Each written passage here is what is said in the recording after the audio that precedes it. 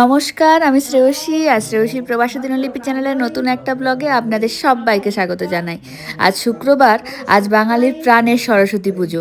আর বেশ সকাল সকাল আজকে ঘুম থেকে উঠে পড়েছি। দেখলাম বাইরে ভালোই রোদ উঠেছে, কিন্তু বাইরে রোদ হলে কী হবে, বাইরে যখন বেরিয়েছি কি ঠান্ডা, দেখছি টেম্পারেচার -5। তো যাই হোক, তাড়াতাড়ি ঘরে ঢুকে আসলাম। কিন্তু যতই ঠান্ডা হোক, সরস্বতী পূজা বলে কথা, গায়ে একটুখানি হলুদ ঠেকিয়ে সকালবেলা উঠেই স্নান ধান করে একদম ভোগের পায়েস রান্না করতে শুরু করে দিয়েছি আমি তাড়াতাড়ি করে ভোগের সমস্ত কিছু রান্নাবান্না করে নিয়ে যাব হচ্ছে বাজারে যাব এই কারণে, একটু ফ্রেশ ফুলটা, একটু ফ্রেশ ফলটা যাতে পাই। তো এখানে সবই তো ওই সুপার মার্কেট থেকেই নিতে হয়। তো তারপর হঠাৎ মনে পড়লো আজকে তো শুক্রবার, আর এখানে শুক্রবার শনিবার করে না একদম ইন্ডিয়ার মতোই হাট বসে। একটা খোলা বড় জায়গায় ফার্মাররা আসেন, তাদের মানে জমির একদম ফ্রেশ ফলটা, ফুলটা, একদম সবজিটা, ইভেন ডিম, মাংস, চিজ, হানি, কত কিছু থাকে। তো আজকে তো খুব তাড়ায় ছিলাম, তাই একদম ভিডিও করিনি সেই মার্কেটটায় গিয়ে।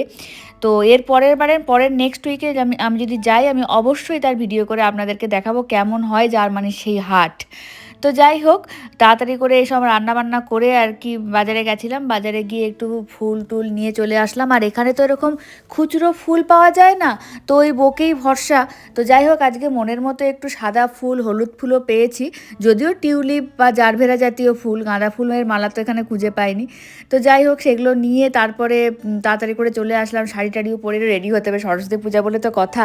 কিন্তু সকালবেলা এই ভোগ রান্নাটা একটা বিশাল বড় আমার টেনশন ছিল। ঠিক আছে, আমি ভাবছিলাম শেষ করতে পারবো কি পারবো না। যাই, ভোগ রান্নাটা যে একদম শেষের পথে চলে এসেছিলো, মানে আমার বিশাল বড় একটা চিন্তামুক্ত হয়েছিলাম। তাও আমি মাকে বলছিলাম যে মা, শেষ করতে পারবো? মা বলছে তুই চিন্তা করিস না, এবারে পুজো এমনিতেই একটু লেটে শুরু হবে। তো যাই হোক, আমার আজকে ভোগের রান্নাতে আমি করেছিলাম ভোগের খিচুড়ি ছিল, আলু ফুলকপির তরকারি ছিল, আর ছিল হচ্ছে পায়েস, আলুর তরকারি আর লুচি। আরও অনেক কিছু করার ইচ্ছা ছিল, কিন্তু আর সময় আমি করে উঠতে পেরেছিলাম না। তো যাই হোক, সমস্ত কিছু রেডি করে আমি যে সময়ে পুজো করতে বসতে পেরেছিলাম, এটাই আমার জন্য অনেক। তো মা বলছিল গোটা দিন সময় আছে, ওই জন্য আমার একটু শান্তি। এবার ভোগ টোগের দিকটা শেষ করে এবারে পুজোর জায়গাটা একটু সাজিয়ে ফেললাম। ওই যে সাদা আর হলুদ কালারের টিউলিপ পেয়ে গেছি, আর ঠাকুরের সামনেটাও সুন্দর করে জারভেরা দিয়ে সাজিয়ে দিয়েছি। এমনি বোকেই কিনেছিলাম, জাস্ট কেটে কেটে সাজিয়েছি। আর ওই দুটো প্রদীপ জ্বালিয়ে দিলাম, এরকম প্রদীপই এখানে সুবিধা। আর ধূপটা রেখেছি একটু সাইডে করে, কারণ আমার ঘরের ফায়ার অ্যালার্ম টালালে বেজে যাবে।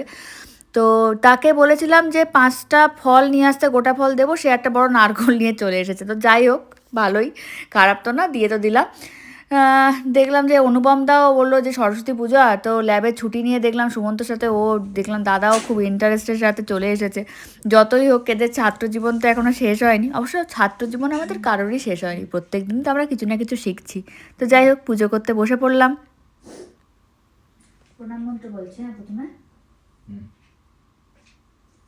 নমো নমো সরস্বতী সরস্বতী মহাভাগে মহাভাগে বিদ্যে বিদ্যে কমলোচনে কমলোচনে বিশ্বরূপে বিশ্বরূপে বিশালাক্ষী বিশালাক্ষী বিদ্যাং দেহি বিদ্যাং দেহি নমস্তুতে নমস্তুতে জয় জয় জয় জয় দেবী দেবী চরাচর সারে চরাচর সারে কুচযুগ শোভিত কুচযুগ শোভিত মুক্তাহারে মুক্তাহারে বীণা রঞ্জিত বীণা রঞ্জিত পুস্তক হস্তে পুস্তক হস্তে ভগবতী ভারতী ভগবতী ভারতী দেবী নমস্তুতে দেবী নমস্তুতে।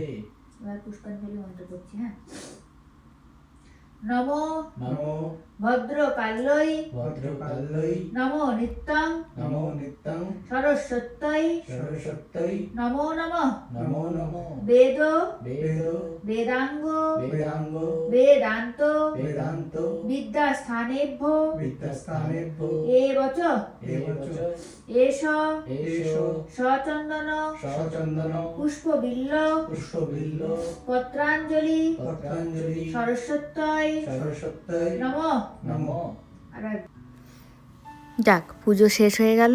কি সুন্দর রোদটা এসে পড়ছে না, আর একদম সেই ছোটোবেলার কথা মনে পড়ছিল। তো যাই হোক, আমার এটুকুই আজকে একটা ছোট্ট করে পুজোর আয়োজন করতে পেরেছিলাম, যেটুকু পেরেছিলাম, যেটুকু পাওয়া পাওয়া যায় এখানে সব কিছু মিলিয়ে একটু চেষ্টা করেছিলাম পুজোটা ঠিকঠাক করে করার। তবে কুলটা এখানে পাওয়া যায় না, তো এটার জন্য একটু মনটা খারাপ ছিল। তো ঠিক আছে, তারপরে আমরা ওই খাওয়া দাওয়া করে নিয়ে তারপরে অনুপমদা চলে গেল, আমি সন্ধ্যাবেলায় একটু সন্ধ্যা বাতি টাতি দেখিয়ে দিলাম। তো এই ছিল আজকে গোটা দিনের সরস্বতী পূজার পুরো ব্লগটা। আজকে ব্লগটা আমি এখানেই শেষ করব। যদি আপনাদের আমার ব্লগটা ভালো লাগে অবশ্যই একটা লাইক করে দেবেন, শেয়ার করবেন, কমেন্ট করবেন কেমন লাগলো। টাটা, সবাই খুব ভালো থাকবেন।